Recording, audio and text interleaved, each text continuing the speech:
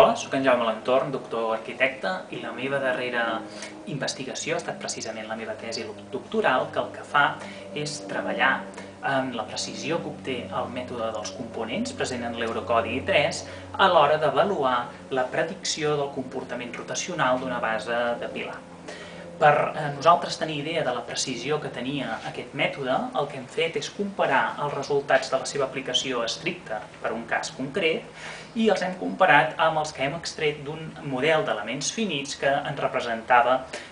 la realitat. En base a aquesta comparativa hem extret una formulació complementària a la present a l'Eurocodi 3 que el que ens permetia per al cas concret d'estudi obtenir uns valors de precisió molt més elevats que si només apliquéssim la formulació present en la norma. De fet, en el gràfic que poden observar es pot veure com l'aplicació directa del codi de l'Eurocodi en color blau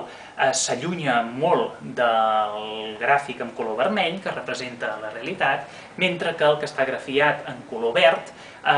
pràcticament calca el comportament real del cas d'estudi, que òbviament el color verd és el que obtenim a base de la nova formulació que complementa a l'existent.